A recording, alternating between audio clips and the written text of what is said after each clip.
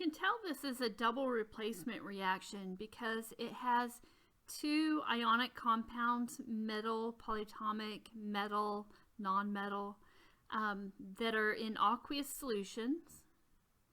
And so that's our clue. Two ionic compounds, aqueous solution. So we'll start by writing our formulas for each of these.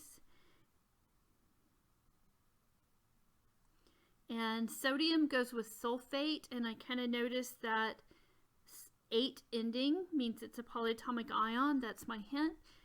Sodium is in the +1 column on the periodic table. Sulfate, I need to know, is a -2 charge.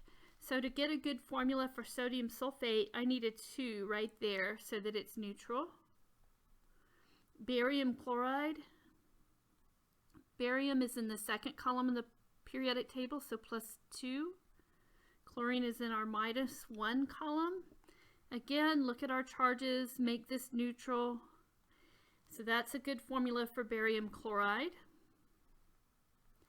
And then when I figure out the products, I'm going to put the positive one first. And by the way, it doesn't matter if I do the sodium compound first or the barium compound first. I could do them in either order over here. I'm going to do the sodium compound.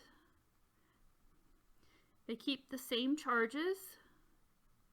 Then we check out their charges and make sure it's neutral, and this one is. And then the barium compound goes with, remember we're doing the front part of this one with the back part of that one.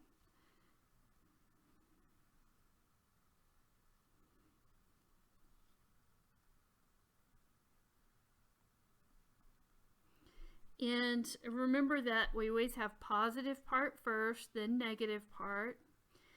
Just a reminder on carrying over those numbers that we did not keep this 2 when we came over here because that 2 was there because of this charge. It was needed in this case. It's not needed in this case. This is a neutral compound. Okay, but on the other hand, we did keep this 4, and there's a difference. This 4 is part of the polyatomic ion. So if it's part of the polyatomic ion, you keep the subscript. If it's there because of a charge, then you don't. Now let's figure out our state symbols. The first 2 are easy because we were told they were aqueous solutions. So these are AQ. And then sodium chloride we know because sodium is one of the 6 ions that only forms water-soluble compounds. So we know it's dissolved in water. We know there's water there because of these. So it's dissolved. And then to get barium sulfate, we need to remember that if a reaction occurs, you either need to form a covalent compound, which of course we don't have that, these are ionic, or you know that it means you have a precipitate, which is a solid. So this must be our solid because that one we know is not. The last thing we need to do is balance this, and for double replacement, remember that the polyatomic ions remain intact. So I can just balance those as a group. Let's start by looking for something that is not balanced, and I just see sodium right away. There are 2 sodiums here and only 1 in my product. So I'll put a 2 here. That gives me 2 chlorides. And in the reactants I have 2 chlorides, 1 barium, 1 barium, 1 sulfate, 1 sulfate. Okay, that's balanced. To do our net ionic equation, what we do is we look for either our covalent product or, in this case, our precipitate, our solid that was formed, and make it the product.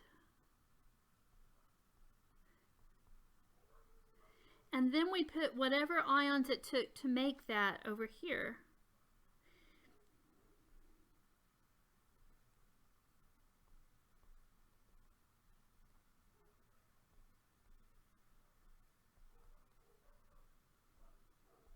Over here, these are aqueous because they were up here. And also notice that we have to show the charges. We don't have to up here. I mean, we just did it because we were doing our work.